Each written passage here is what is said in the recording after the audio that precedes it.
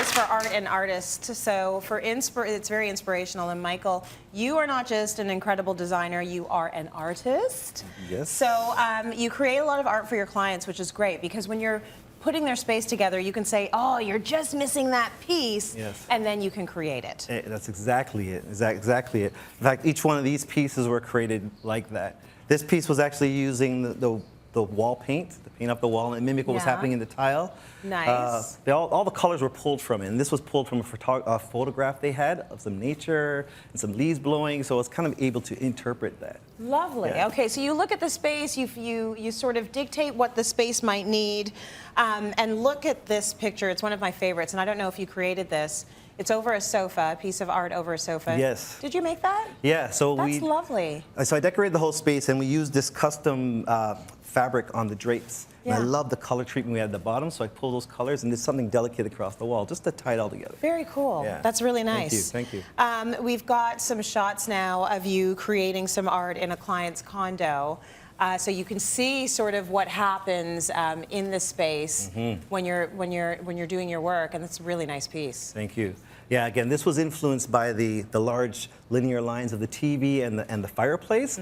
So I was trying to create movement around. It's a massive room, so create movement with the black lines and bring little elements of soft color, warm color, which we were doing when we were decorating as well with the cushions and stuff, because it was black and gray and white. And so we brought little touches of brown. So I was able to do that on the canvas as well, and then texture. Nice. I love texture. I love texture too. Yes. So the art that you're going to show us in a little demo, it has a lot of texture. It's got a lot of mixed media. It's got a personal message as well, which I think is really nice. And if you know your clients, you can throw that into some of the work. Right. So this piece is exactly that. These are not for clients because they're actually my beautiful kids. They're your kids. But you know what this is? This is about having fun with texture and bringing things to life. And a lot of people they're intimidated by painting or getting art because they say they can't draw. Right. Well, this is an opportunity now to work with photographs that you have. I took these into, got these printed out, brought them into Photoshop, took the elements I already wanted, and then cut the pieces out.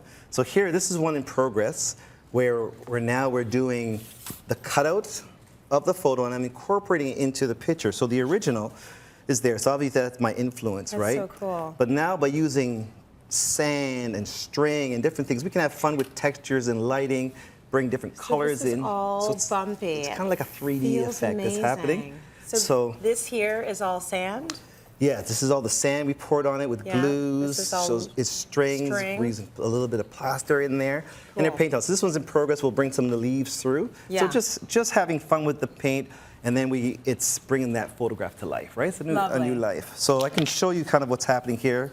Same idea. So I'm doing one. This is my son Chase. Yes. This one is my daughter Michaela. So this would be what we're doing here. Do they know that they're having their Cityline debut right now? They found it this morning. They were so excited. They're like, where are you taking our pictures, Dad? Just a Cityline, whatever.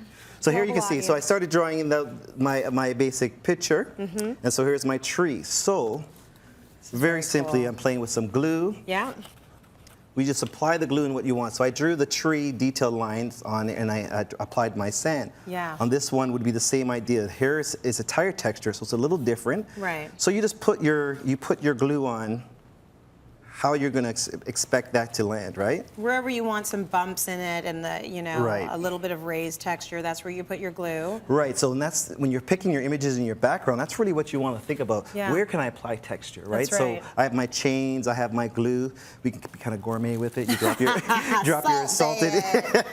But you kind of gingerly. How do you paint it? I mean, for that one, when you painted it out, do you care which kind of paint you use? Is it specific kind of paint? I usually use acrylic for most of my paints, and you can actually have additives to make it dry slower. Okay. But your painting is a little different in here, so you're not white because now you have so much texture. It's more dabbing and pushing stuff in to full things in. Yeah. So you also may want to put down your base color, depending on what your base color first, and work it in. So it's a more rugged way to paint. Totally. Where sometimes you're more smooth and linear with it, right? Yes. But this is, again, it's real fun because same thing with the idea with the string. You lay your glue out, you're putting things on, the strings can fall apart and create clouds, or you can pull all these different things together, and then at the end, when you bring your photograph in, all of a sudden, ooh, It's really, really nice. It looks real and it's fun, and you can even bring a little paint onto the pictures as well. Thank you for the demo, Michael.